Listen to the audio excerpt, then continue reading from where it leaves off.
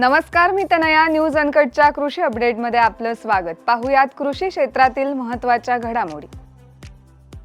भंडाऱ्यातील धान उत्पादक शेतकरी आर्थिक संकटात सापडलाय. हमीभाव अत्यल्प असल्यानं कर्जाशिवाय शेती करू शकत नाही. त्यामुळे किमान प्रति क्विंटल 3000 रुपये हमीभाव धानाला मिळणं गरजेचं आहे, अशी भंडाऱ्यातील शेतकऱ्यांनी मागणी केली आहे. मात्र शासन अजूनही शेतकऱ्यांना अपेक्षित उत्पादन मूल्यावरती दर देत नसल्यानं बोनसची घोषणा करून समाधान करण्याचा प्रयत्न करत असल्याची भावना शेतकऱ्यांनी व्यक्त केली आहे. सरकारने दिलेल्या कर्जमाफीच्या घोषणेची आठवण करून देण्यासाठी 19 मार्च रोजी मुंबईत भव्य मोर्चा काढण्यात येणार आहे. शक्तीपीठ महामार्ग रद्द करा आणि शेतकरी कर्जमाफी करा या मागण्यांसाठी मोर्चा काढण्यात येणार असून होणाऱ्या परिणामांना सरकारनं सामोरे जावे असा इशारा क्रांतिकारी शेतकरी संघटनेचे संस्थापक रविकांत तुपकर यांनी सोमवारी पत्रकार परिषदेत दिलाय. सूक्ष्म सिंचनाच्या माध्यमातून कमीत कमी पाण्याचा वापर करून शेतकऱ्यांनी उत्पादक घेणं अपेक्षित असतं. अशा शेतकऱ्यांनी सूक्ष्म सिंचन योजनेचा लाभ घेतलाय. मात्र अनेक महिन्यांपासून रानातील काही शेतकरी अनुदानाच्या प्रतीक्षेत आहेत. यातील काही शेतकऱ्यांसाठी दिलासादायक बातमी आहे. राज्य सरकारच्या माध्यमातून या योजनेसाठी 144 कोटी रुपयांचा निधी वितरित करण्यास मंजुरी देण्यात आली आहे. प्रधानमंत्री किसान सन्मान निधी योजनेअंतर्गत शेतकऱ्यांसाठी मदत रक्कम मिळवण्याची प्रक्रिया अधिक सोपी आणि डिजिटल करण्यासाठी केंद्र सरकारने फेस ऑथेंटिकेशन फीचर सुरू केले. या वैशिष्ट्याद्वारे शेतकरी आता OTP किंवा फिंगरप्रिंट शिवाय त्यांचा चेहरा स्कॅन करून eKYC पूर्ण करू शकतात.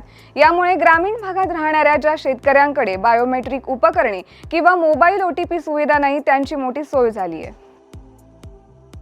राज्यातील अल्प, अत्यल्प आणि बागायती शेतकऱ्यांना शेतीतील जोखीम कमी करण्यासाठी आणि विविध योजनांसह शेती संबंधीची सर्व माहिती मोबाईल ॲपवर देण्यासाठी 3 जलद कृती दलाची स्थापना करण्याचा निर्णय राज्य सरकारने घेतलाय.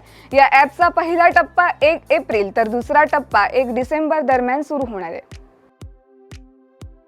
उन्हाळा वाढल्यानं जालना बाजारात लिंबूची मागणी वाढली आहे. जालना बाजारात सध्या लिंबूची आवक कमी असल्यानं लिंबूचे भाव वाढल्याचं चित्र पाहायला मिळतंय. सध्या बाजारात 75 ते 80 रुपये प्रति किलोने लिंबूची विक्री होत असून यंदा लिंबूची लागवड कमी झाल्यानं लिंबूचे उत्पादन कमी झाले. त्यामुळे येणाऱ्या काळात लिंबूचे भाव आणखीन वाढतील असा अंदाज लिंबू उत्पादक शेतकऱ्यांनी व्यक्त केलाय.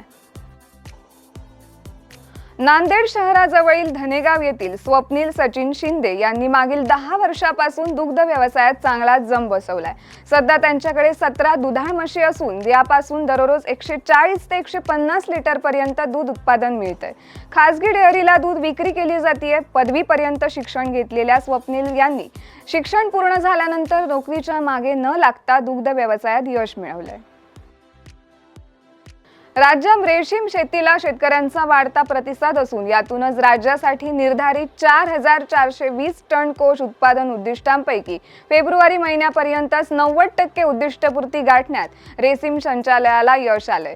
जो लावेल तुतीची काडी तो शेतकरी नक्कीच बांधेल दुमजली माडी यासह अनेक स्लोगनच्या माध्यमातून शेतकऱ्यांचा आत्मविश्वास वृद्धिंगत करण्याचं काम नागपुरातील रेशीम संचालनालयाच्या माध्यमातून होतंय. या बातमीसह वेळ झाली आहे कृषी अपडेटमध्ये इथेच थांबायची. तोपर्यंत पाहत राहा न्यूज अनकट.